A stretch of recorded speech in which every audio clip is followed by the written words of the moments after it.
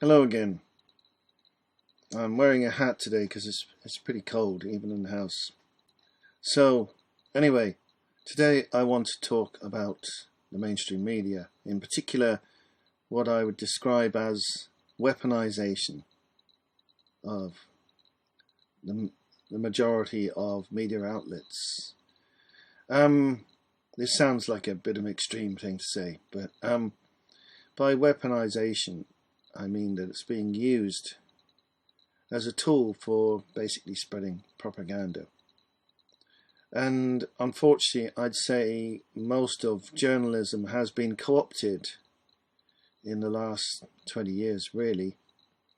One of the problems being the decline of traditional newspapers and traditional journalism, which is very much a result of the internet. Nowadays, relatively few people actually get paid to be a journalist, a proper journalist, and there's a lot of articles proliferating all over the internet which are basically free, and in many cases people aren't paid, they just get a bit of exposure in return for their work, which is not how it used to be. Myself, I worked a little bit in journalism, and I would get paid at the time, this was in the early 90s, £250 per 1,000 words. Nowadays you'd be lucky to get offered anything at all. You just get, a link to your website. So freelance journalism is very hard to make money from, and there's tremendous competition to get any kind of proper job in major outlets like CNN or The Guardian or whatever it is, or Fox. So in order to get these jobs, you have to be prepared to sort of toe the line, not to argue with the bosses. So if the editor comes in and says, right, we're taking this line on this issue, you just have to say, well, how high do you want me to jump? There's none of the kind of, well, actually maybe that's not true, or perhaps we should take a more neutral stance. Those days are gone, unless you're an independent journalist. Someone like John Pilger, he's so old now that I think he's not worried about being offed or disappeared because of what he has to say. And unfortunately other people who have been exposing truth have ended up in prison. A prime example being Julian Assange, who hasn't actually been charged with anything even now, and yet he's still in Belmarsh prison, 23 hours a day, solitary confinement, and he will probably die there because I don't think the British government want to release him, and the American government isn't going to relent. So he'll probably just be kept in prison without trial until he's dead, because of his exposés of the last couple of decades. So people like them are not wanted. People who actually talk about truth, unvarnished truth, they are not wanted. What is wanted is people to spread propaganda, to spread an agenda, to spread a narrative. And that's what I mean by weaponization. If you look at most of the media, mainstream media is basically owned by about 6 companies around the world. And the majority of the mainstream press comes from 2 sources, which is Reuters and the Associated Press.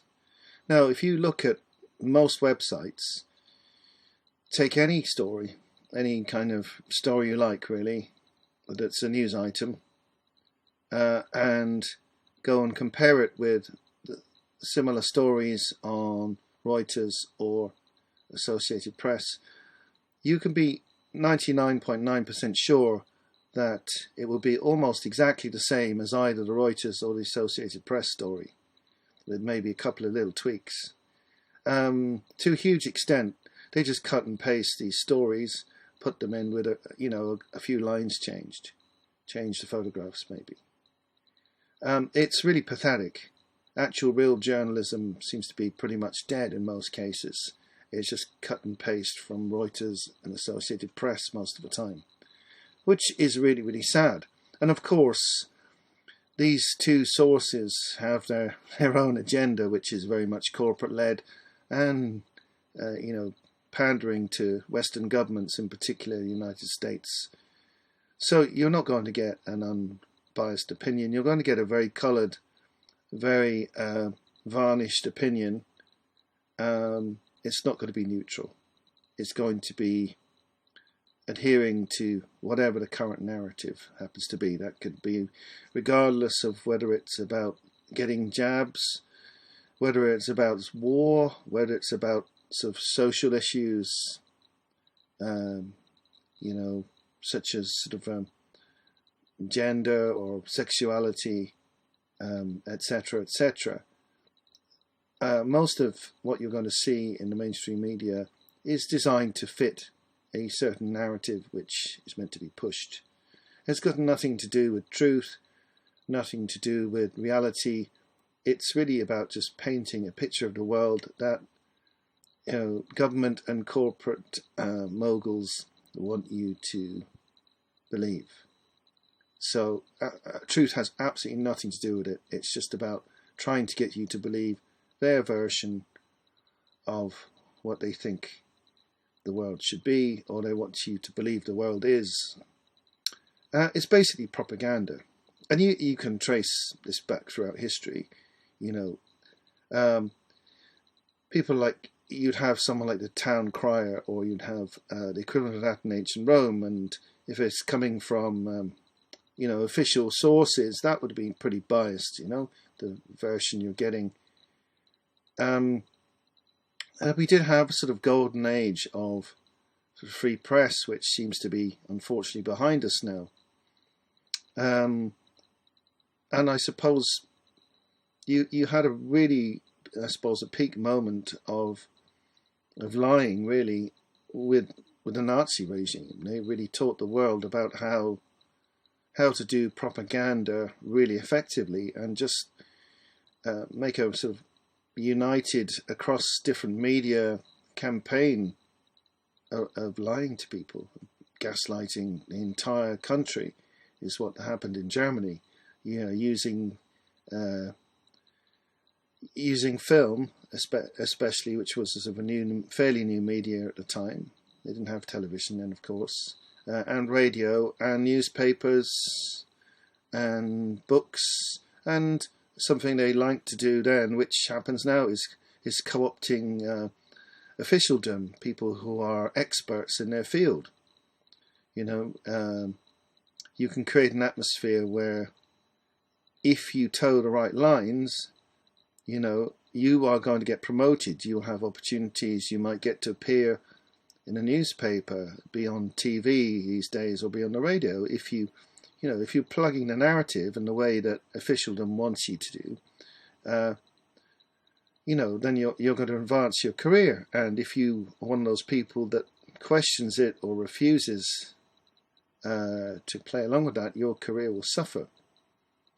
So, in order to seem sort of genuine and authentic, of course, they like to get these so-called experts to come and tell us all why such and such is correct, when quite often it has nothing to do with reality at all. It's purely that these people need to advance their careers, and the best way they can do that is playing along with these people in the mainstream media who have offered them, money or exposure, which is going to help them.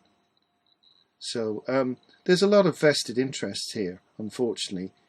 It'd be nice to believe that the mainstream media was impartial, that it was fair, that it wasn't corrupt, that it wasn't completely partisan, and it wasn't at the mercy of lobbyists and advertisers and demands from government as well.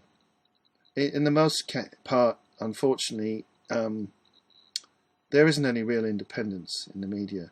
Only a sort of relatively small number of outlets are completely independent, or you have to look to individual commentators and journalists who are, again, completely independent. Someone like John Pilger, for instance. And if you do that, you can prepare to be attacked, to be vilified. I've noticed recently that Russell Brand is being vilified for having questioned the mainstream media and its role in propagating falsehoods and misinformation over the last few years. And what he's saying is actually correct. It is proven to be correct. He's using actual genuine data, genuine analysis and information that is 100% correct to back him up. And he's being vilified for exposing the truth, just as anybody who does that is going to be in that position. I don't think he'll end up in prison like Julian Assange, but there are going to be increasing attempts to sling mud at him as he becomes more and more popular. I think he's got something like 6 million followers, so he's got a significant audience now. So he's just being dismissed as a nutcase, a conspiracy theorist, when in fact he does put quite a lot of time and effort into corroborating the information that he's presenting to the public. And actually someone who is actually honest, who's honest about what is going on in the world and is doing his best to expose cover-ups, lies, manipulation by the media. So I think it really is fair to say that the mainstream media has been weaponized. It's a weapon in the war for your mind, for your beliefs, for your thoughts, for what you think and hold dear. And of course, how we live and what we choose to do in our lives is dictated by how we see the world. So by shaping your reality through the propagating of lies that suit an agenda, they can control how people think and what they will actually do with their lives, which is extremely insidious and quite evil, really, in my opinion. I do think people should be told the truth and be allowed to interpret data, to interpret situations and events for their own selves without being told what to think, and without being told absolute lies which are being generated in order to control what people think.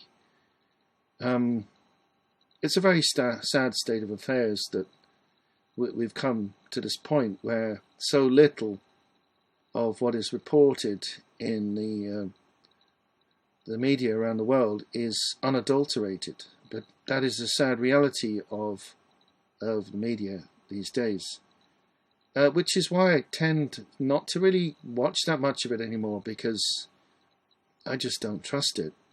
I do dip in and out a little bit, but I tend to prefer to look elsewhere from the mainstream media for information, because I just have no faith that what is being presented to me by major outlets like Fox or CNN or the BBC or RTE is actually properly researched and verified. I think they're far more interested in pushing certain narratives than they are in giving people true information. And I'm not interested in watching lies. I want to know what's actually going on. And I do not like being lied to. So anyway, that's my take on where the mainstream media is today, and hope you found it interesting. Don't forget to give me a like if you did enjoy that, and that's all for now. Bye bye.